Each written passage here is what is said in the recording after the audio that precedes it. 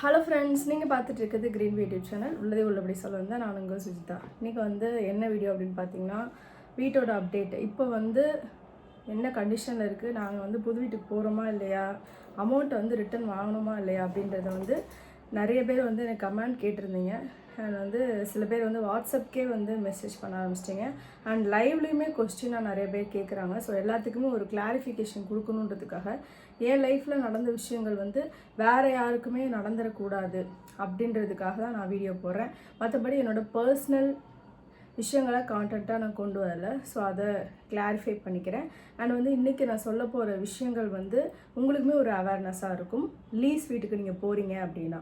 Okay, இப்போ வாங்க நம்ம வீடியோக்குள்ளே போயிடலாம். ஃபஸ்ட்டு நான் பண்ண தப்பு என்னன்னு கேட்டிங்கன்னா, பிளைண்டாக கூட வந்த எல்லாரையுமே நம்பிட்டேன்னா சரி ஓகே பார்த்துப்பாங்க எல்லோரும் அப்படின்ற ஒரு கான்ஃபிடென்ட் தான். ஏன்னா நான் மோஸ்ட்லி எல்லா இடத்துலையுமே யாராவது கூட இருக்காங்கன்னா அவங்கள டிபெண்ட் பண்ணியே விட்டுருவேன். அது அவங்களுக்கு தெரியாத விஷயமா அப்படின்ற மாதிரி நான் ஓவர் திங்கிங் பண்ணிடுவேன். எல்லாத்தையும் அவங்களோட பொறுப்பில் ஹேண்ட் ஓவர் பண்ணிவிட்டு நான் கொஞ்சம் பேசிக் விஷயங்கள் மட்டும் நான் தெரிஞ்சுப்பேன். அது மாதிரி தப்பு பண்ணிட்டேன். ஆனால் அந்த வீட்டுக்குள்ளே போன உடனே எனக்கு என்ன ஆச்சு அப்படின்னா, எனக்கு பிடிக்கல. உண்மையை சொன்னால் எனக்கு அந்த வீடு சுத்தமாக பிடிக்கல. ஏன்னா ஹால் மேடாக இருக்கும், கிச்சன் கொஞ்சம் பள்ளமாக கீழே இறங்குற மாதிரி வரும். அது மாதிரி தான் வீடோட அமைப்பே இருந்தது. அது எனக்கு ஒன்று பிடிக்கல. அண்ட் அதில் நிறையா மாற்ற வேண்டியது இருந்துச்சு அந்த வீட்டில். பாத்ரூமே அப்படியே டோட்டலாக எடுத்துகிட்டு ஃப்ரெஷ்ஷாக மாட்டுற மாதிரி, சிங்க் ஏரியா, அப்புறம் கிச்சன் ஏரியாவில் உள்ள சிங்க்கு எதுவுமே எனக்கு பிடிக்கல. அண்ட் பின்னாடி பார்த்தீங்கன்னா டோர் க்ளோஸ் ஆகாது, எந்த ரூம்லேயுமே டோர் க்ளோஸ் ஆகாது. இந்த கண்டிஷனில் இருக்கிற ஒரு வீடை 10 lakh அப்படின்னு சொல்லும்போது நான் யோசித்தேன் நிறைய. ஆனால் ஏஜென்ட்டை நான் சொன்னேன், எனக்கு இதெல்லாம் மாற்றி தந்தீங்கன்னா இந்த வீடு ஓகே, மற்றபடி அந்தளவுக்கு இஷ்டம் இல்லை அப்படின்ற மாதிரி சொல்லிவிட்டு வெளியே வந்தோடனே வேறு வீடு பார்க்கலாம் அப்படின்னு சொல்லிட்டேன்.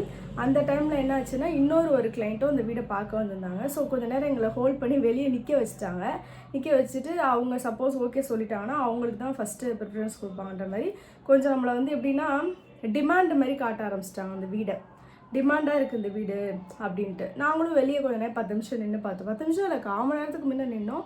அந்த வீடு அவங்க ஓகே சொல்லிட்டாங்க, அட்வான்ஸ் கொடுத்துட்டாங்கன்ற மாதிரி எங்களை சொல்லி அனுப்பிட்டாங்க. நாங்களும் வச்சுச்சோ அப்படின்ற மாதிரி ஃபீல் பண்ணுற மாதிரி. இப்போ ஒரு கடையில் ஒரு புடவை நம்ம எடுத்துகிட்ருப்போம். அந்த புடவை நம்மளுக்கு பிடிச்சிருக்கும், நம்ம வச்சுருப்போம். வேறு யாராவது அந்த புடவையை எடுக்க வருவாங்க.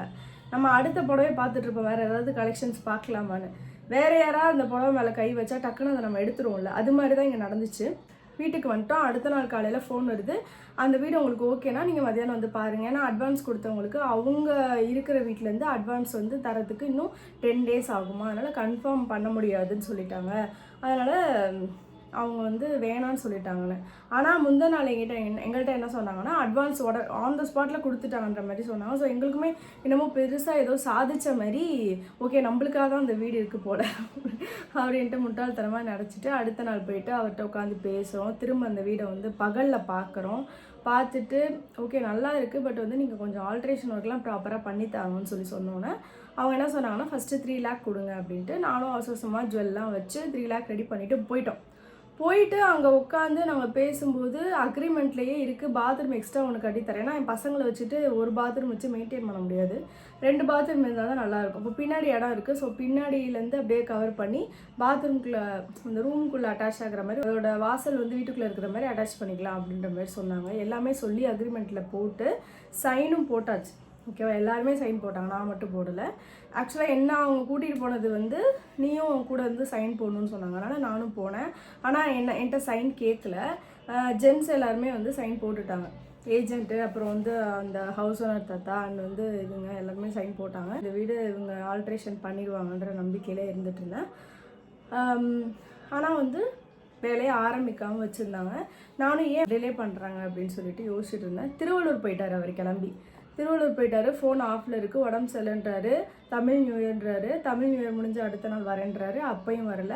எனக்கு ஒரே டவுட், இன்னும் 2 நாள் தானே இருக்கணும். அவர் சொல்கிறாரு நைட்டோட நைட்டாக உங்களுக்கு பெயிண்டில் அடித்து எல்லா ஒர்க்கும் பண்ணிடுவோம், பாத்ரூம் ஒர்க் மட்டும் 1 வாரம் கழித்து நான் பண்ணித்தரேன், நீங்கள் பால் காய்ச்சி வாங்க, ஊருக்கு போகிறாங்கன்னு சொல்கிறீங்கல்ல, அப்போ அதுக்கப்புறம் நான் பாத்ரூம்லாம் கட்டித்தரேன் அப்படின்றாங்க. சரி ஓகே. அடுத்த நாள் 16th தான் இந்த விஷயம்லாம் எங்களுக்கு தெரியுது. நேராக இவங்க வேலை செய்கிற இடத்துக்கே போயிட்டார் ஓனர். போயிட்டு அங்கே நின்றுக்கிட்டு, இது மாதிரி என்னால் பாத்ரூம் கட்டி கொடுக்குற அளவுக்கு ஃபண்ட் இல்லை, இன்னும் ஈபி இன்னும் வரல, பெயிண்ட்டும் இன்னும் அடிக்கலை, இது வந்து லெமன் கலர் தானேப்பா, இந்த இந்த பெயிண்டே வச்சுக்கோ, இதை விட கொஞ்சம் டார்க், இதுவே எல்லோ, இதை விட இன்னும் டார்க் கலர் வந்து அடிச்சிருக்காங்க. ஸோ எனக்கு என்னென்னா நம்ம கேட்ட எல்லாத்தையும் பண்ணி தரேன்னு சொல்லிட்டு தானே பண்ணாங்க, ஆனால் இப்போ வந்து இவ்வளோ ரூல்ஸ் அண்ட் ரெகுலேஷன் சொல்கிறாங்க அப்படின்னு சொல்லிட்டு எனக்கு ஒரே இது. அப்போது இன்னொரு வார்த்தை என்ன சொல்கிறாருன்னா, நம்ம வீட்டு வாசல் இருக்குன்னா அப்படியே ஆப்போசிட்டில் இப்படி பார்த்த மாதிரி வீடு வந்து இப்படி பார்த்த மாதிரி இருக்கும், இங்கே இருக்குது, இங்கே வந்து சின்ன ஒரு ரூமு, அது வந்து ஒரு 10க்கு 10 ரூமு, அதில் வந்து இவர் உட்காந்துருக்காரு. இவர் வந்து அங்கே அவரோட ஆஃபீஸ் வச்சுருக்காரு. மந்த்லி ட்வைஸ் வந்து வருவார் போல். அப்போ வந்து நம்ம வீட்டு வாசலில் உள்ள ஸ்டெப்பில் தான் மேலே ஏறி போகணும். ஓகேவா? இவ்வளோ நாள் அவர் வந்து வீடு ஓப்பனில் இருந்தனால முன்னாடி இருந்த வீடு உங்களுக்கு நான் வீடியோவாக காட்டுறேன், அப்போ தான் உங்களுக்கு புரியும். முன்னாடி இருந்த பேக் சைடில் உள்ள கேட்டை வந்து யூஸ் பண்ணிக்கோங்க, இந்த ஹாலை எங்களுக்கு விட்டுருங்க அப்படின்னு ஃபஸ்ட்டு ஒரு டாக் வந்துச்சு. அது மாதிரி இல்லை, நாங்கள் வந்து ஹாலோடு சேர்த்து தான் 10 lakhs வேணும்னு சொல்லிட்டு பிரச்சனை போச்சு. அப்போனா நீங்கள் வந்து எனக்கு ஹால் வந்து நீங்கள் ஒரு வாரத்தில் ஒரு 2 தடவையாவது யாராவது வருவாங்க கிளைண்ட்ஸு, ஸோ அந்த டைமில் நீங்கள் ஹால் கொஞ்சம் ஃப்ரீ பண்ணி தரணும், நீங்கள் அங்கே உட்காரதுக்கு ஒரு 5 நிமிஷம் தான் உட்காருவாங்க, எந்திச்சு போயிடுவாங்க அப்படின்ற மாதிரி ஒரு டிமாண்ட் வைக்கிறாரு. இது எந்த விதத்தில் நியாயம்? ஒரு ஒரு டெனண்ட்டை வந்து நீங்கள் விடுறீங்க, விட்டுட்டு இவர் வந்து ஒரு நல்ல போஸ்டிங்கில் இருக்கார், என்ன போஸ்டிங்கில் இருக்காருன்னு நான் சொல்ல வேணாம்னு நினைக்கிறேன். அவர் ஹாலில் வந்து இது மாதிரி உட்காருவாங்க அப்படின்னோடனே எனக்கு சுள்ளுன்னு ஏறிச்சு. எனக்கு இதெல்லாம் செட் ஆகாது, அது எப்படிங்க வாடகையும் விட்டுட்டு நீங்கள் இப்படி வீட்டுக்குள்ளே வந்து உட்கார வேணும்னு சொல்லுவீங்களா அப்படின்ற மாதிரி வீட்லேயும் கோவமாயிட்டாங்க. அப்புறம் ஏஜென்ட் வந்தோடனே ஏஜென்ட்டையும் சொன்னோம் இது மாதிரி சொல்கிறாங்கன்ட்டு. சார் இதெல்லாம் நீங்கள் முன்னாடியே சொல்லணும்ல சார், என்னென்ன வேலையெல்லாம் பண்ணி தருவேனீங்களோ அதெல்லாம் பண்ணலை, அண்ட் வந்து ஹாலில் இது மாதிரி யூஸ் பண்ணுவோன்னு சொல்கிறது எந்த விதத்தில்? உங்கள் பொண்ணாக வந்து அப்படி சொல்லுவீங்களா? உங்கள் பொண்ணு வந்து இது மாதிரி எங்கேயாவது வாடகைக்கு போகிறாங்க, ஹாலில் வந்து 2-3 பேர் உட்காந்துட்டு போவாங்கன்னு சொன்னால் நீங்கள் ஒத்துப்பீங்களா சார்னு சொல்லிட்டு ஏஜென்ட்டும் கொஞ்சம் ஹார்ஸாக பேசிட்டாங்க. அவர் வந்து கொஞ்சம் கூட அசரலை, அவர் வந்து சொன்ன பாயிண்ட்லேயே தெளிவாக இருக்கார். ஓகேவா? அப்போது எங்களுக்கு என்னாச்சுன்னா இது ஒத்து வராது அப்படின்னு சொல்லிட்டு வீடியோ எடுத்துட்டாங்க. ஏஜென்ட் வந்து வீடியோ எடுத்தாங்க. எங்களுக்கு வந்து 30th April 30th 5 lakh return வேணும், ப்ளஸ் வந்து எங்களுக்கு பேங்க்கில் நாங்கள் ஜுவல் வச்சுருக்கோம், இன்ட்ரெஸ்ட்டோடு சேர்த்து எங்களுக்கு வேணுன்ற மாதிரி சொல்லியாச்சு. சொல்லிவிட்டு நாங்கள் என்ன பண்ணிட்டோம்னா திரும்ப ரிட்டன் வீட்டுக்கு வந்துட்டோம். ஒரே அப்செட், என்ன பண்ணுறது தெரில. அன்றைக்கி நைட்டே வந்து ஏஜென்ட் என்ன பண்ணார், இன்னொரு டபுள் பெட்ரூம் இருக்குது, அது நீங்கள் வந்து பாருங்கன்னு சொல்லி கூட்டிகிட்டு போனார். அதுவுமே பார்த்திங்கன்னா எங்களுக்கு பிடிக்கல, ஏன்னா எங்கள்கிட்ட சொன்னது 10 lakh லீஸுக்கு தரேன்ட்டு. அங்கே போய் பார்த்தா 3 lakh அமௌண்ட்டு கொடுங்க, மாதம் 10,000 ரூபா வாடகை கொடுங்கன்னா அந்த வீடு வந்து பார்த்திங்கன்னா சுத்தமாக வென்டிலேஷனே இல்லை. எனக்கு வந்து ஒன்று ஃபிக்ஸ் ஆகிடுச்சு, எனக்கு பிடிக்காட்டியும் ஒரு விஷயம் இதுதான் எனக்கு ஃபிக்ஸ் பண்ணிட்டாங்கன்னா அதுலேயே தான் நம்ம இருப்போம் இல்லையா, அப்படியே தாவிக்கிட்டே இருக்கிறது நம்மளுக்கு கம்ஃபர்டபுளாக இருக்காதுன்ற மாதிரி இருந்துச்சு. ஸோ அதனால் மைண்டு ஒரு மாதிரி இருந்துச்சு. நானும் சுத்தமாக வீடியோ அதனால தான் நான் போடலை. சரி ஓகே பொறுமையாக போடல, இது என்ன தான் கண்டிஷன்னு பார்த்துட்டு டோட்டலாக போடலான்னு வெயிட் பண்ணிகிட்டு இருந்தோம். இப்போ ஈபி வந்து ஒரு அவங்க ஆஃபீஸில் போலீஸ் மூலியமாக பேசியிருக்கோம், ஈபி வந்து வருமா அப்படின்ட்டு. ஈபி ஏன் அங்கே பிரச்சனைனா, ஆக்சுவலாக அவருக்கு என்ன பிரச்சனைனா, அங்கே கொடுத்துருக்க 4 வீட்டு வாடகை கொடுத்துருக்காரு, 4 வீட்லியில் 2 வீடு வந்து லீஸுக்கு விட்டுருக்காரு, யாருமே ஈபி கட்டாதனால பார்லர் முன்னாடி இருக்கும், அது எல்லாமே சேர்த்து ஈபியே கட்டாதனால 7.5 லட்சம் வரைக்குமே அவருக்கு வந்து ஃபைன் போட்டிருக்காங்க எல்லாத்தையுமே சேர்த்து.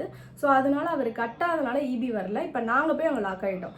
இது வந்து எப்போ சொல்லணும் அந்த ஹவுஸ் ஓனர் அப்படின்னா, நாங்கள் வந்து அந்த வீடை பார்க்க போகிறோம் இல்லையா, அப்போ சொல்லியிருக்கணும் எனக்கு வந்து ஈபி வர டைம் எடுக்கும் அப்படின்ட்டு. அதெல்லாம் சொல்லாமல் எல்லாமே ஓகே ஓகே ஓகே ஓகேன்னு சொல்லிட்டு 5 lakh வாங்கிட்டு அக்ரிமெண்ட்டில் சைனும் வாங்கிட்டு, அக்ரிமெண்ட்டில் நான் சைன் வாங்குற அன்னைக்கு 3 lakh கொடுக்குறோம். அப்போ அவர் என்ன பண்ணுறாரு, எனக்கு 2 lakh வந்து சாட்டர்டேக்குள்ளே கொடுங்க, ஸோ இப்போ வந்து நான் உங்களுக்கு 5 லட்சம் வாங்கின மாதிரி சைனும் போட்டுறேன்னு சொல்லிட்டு அதுவும் போட்டுட்டாரு. இந்த டேட்டில் பால் காய்க்கிற அன்னைக்கு பேலன்ஸ் 5 lakh தரணுன்ற மாதிரி எல்லாமே டீட்டெயிலாக பண்ணிக்கிட்டாங்க. அவர் ஏமாற்ற போகிறது கிடையாது. அவர் வந்து ஒரு நல்ல போஸ்டிங்கில் இருக்கிற ஒரு பர்சன். அவங்க வீடு அங்கே தான் இருக்குது, பக்கத்தில் அவங்க தம்பி வீடு இருக்குது. அவங்க தம்பி வீட்டிலேருந்து தான் இப்போ வந்து சிங்கிள் ஃபேஸில் ஈபி கனெக்ஷன் கொடுத்துருக்காங்க. அதை வச்சு தான் அந்த ஆஃபீஸ் ஓடிட்டுருக்கு, அந்த கொஞ்சம் கனெக்ஷனில். சப்போஸ் நாம் உள்ளே போனோம், மிக்ஸி ஏதாவது போட்டோம், ஓவர்ஃப்ளோ ஆகிடுச்சு அப்படின்னா கண்டிப்பாக பிளாஸ்ட் ஆகிடும். அதனால அந்த வீட்டுக்குள்ளே அவர் விடுறதுக்கும் யோசிக்கிறாரு. அண்ட் மோரோவர் இவ்வளோ யோசிக்கிற அவர் ஸ்டார்டிங்கில் எங்களுக்கு இதெல்லாம் சொல்லியிருந்தாருன்னா செம்ம, நம்ம அடுத்த வீடை பார்த்துட்டு போயிருந்துருக்கலாம், இல்லைன்னா நாங்கள் வேறு வீட்டில் போயிட்டு கொடுத்துனமே இருக்க ஆரம்பிச்சிருந்துருப்போம். பட் இப்போ அவர் பண்ண விஷயங்களால் எங்களுக்கு நிறைய விஷயம் பிளாக் ஆகிட்டு, எங்களுக்கு வந்து நாங்கள் கேட்ட டேட்டை விட இன்னும் கொஞ்சம் தள்ளி போகுதுன்றனால எங்கள் ஹவுஸ் ஓனர்கிட்ட நான் 2 நாளைக்கு முன்னாடி பேச வேண்டியதாகிடுச்சு. எங்களுக்கு கொஞ்சம் டைம் கொடுங்க அப்படின்னு சொல்லிட்டு. இப்போ டைம் கேட்டிருக்கோம், May 4 வரைக்கும் டைம் கேட்டிருக்கோம். பார்ப்போம் அதுக்குள்ளே ஈபி வருதான்னு பார்ப்போம். ஈபிக்குமே மண்டே வரைக்கும் தான் டைம். இப்போ நான் சண்டே வீடியோ எடுத்துகிட்ருக்கேன், சண்டேவே போஸ்ட் ஆகிடும். மண்டே வந்து பார்த்திங்கன்னா இபி பாக்ஸ் வருமா வராதா, ஏன்னா இப்போ எலெக்ஷன் டைம் வேறு போயிட்டுருக்கு. ஸோ நம்மளுக்கு வந்து இபிலாம் வந்து கண்டிப்பாக பண்ண மாட்டாங்க. இபியோட பாக்ஸ் வந்து வைக்கிற வேலையெல்லாம் நடக்காது. அதனால எனக்கு தெரிஞ்சு மண்டேக்கு அப்புறம் நாங்கள் அடுத்து வேறு வீடு பார்க்கணும். அப்படி வேறு வீடு பார்க்கும்போது இவங்க மட்டும் தான் வீட்டில் இருப்பாங்க, நாங்கள் வந்து திருச்சியில் இருப்போம். திருச்சியில் வந்து இருந்துட்டு சப்போஸ் இங்கே வீடு ஓகே ஆச்சுன்னா நாங்கள் திரும்ப வந்து ஷிஃப்ட் பண்ணி நிறைய எங்களுக்கு கொலாப் ஆகுது.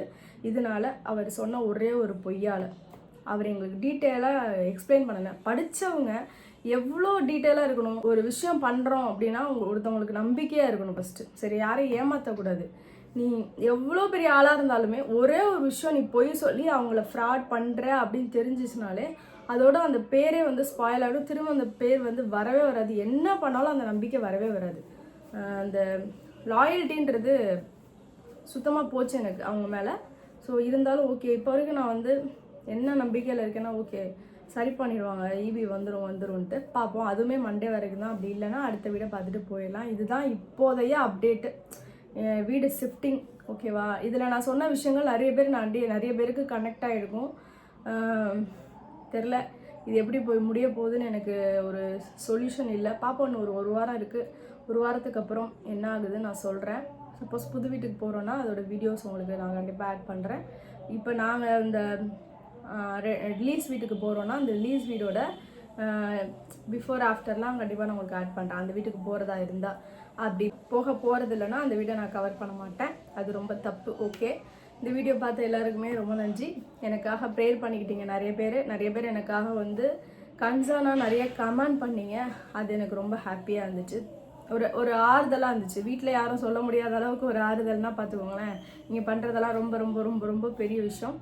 Thank you so much. அடுத்த வீடியோ என்னவா இருக்கும்னா திருச்சியில் vlog-ஆக இருக்கும். ஓகேவா? அடுத்த ஒரு சூப்பரான வீடியோவில் பார்க்கலாம். அதுவரை நான் உங்கள் சுஜிதா. டாடா. உங்களுக்கு எல்லாத்துக்கும் என்னோடய வீடு என்ன கண்டிஷனில் இருக்குன்னு பார்க்கணுமா? ஸோ இந்த வீடியோவை பார்த்துட்டு வாங்க. எனக்கு என்னென்னா வீட்டில் வந்து இந்த கர்ப்பாம்பூச்சி சின்னதாக இருக்கும்ல, அதோட தொல்லை அதிகமாக இருக்கும். ஸோ அது எல்லாத்தையுமே சாவடித்து சமாதி கட்டிட்டு அதுக்கப்புறமா தான் புது வீட்டுக்கு போகணுன்னு ஒரு இது. ஏன்னா இங்கே வந்து எனக்கு ஒரு 2-3 வீட்டிலேருந்தே தொடர்ந்துக்கிட்டு இருக்குது. ஒருத்தவங்க வீடு காலி பண்ணாங்க, அவங்க வீட்டிலேருந்து எங்கள்கிட்ட லைனாக வந்துடுச்சு. அப்போலேருந்து பிடிச்சிக்கிச்சு இந்த கர்ப்பாம்பூச்சி. 1-2 மிஸ் பண்ணாலும் அது வந்து ரெகுலராக அப்படியே தான் வருது. அதனால் நான் வந்து டீட்டெயிலாக க்ளீன் பண்ணிவிட்டு சுத்தமாக வந்து அந்த கர்ப்பாம்பூச்சியே இல்லாமல் தான் கொண்டு போகணுன்னு இருக்கேன். ஸோ அதனால் எல்லாமே பாத்திரம் எல்லாம் நீட்டாக கழுவி தேவையான பாத்திரம் தேவையில்லாத பாத்திரம்னு பிரித்து நீட்டாக வந்து பேக் பண்ணிட்டோம்னா நாங்கள் இல்லாதப்போ இருந்தால் கூட அவங்களே வீடை ஷிஃப்ட் பண்ணிடுவாங்க. ஸோ இதுதான் வீடோட கண்டிஷன். பார்க்கலாம் என்ன நடக்குதுன்னு.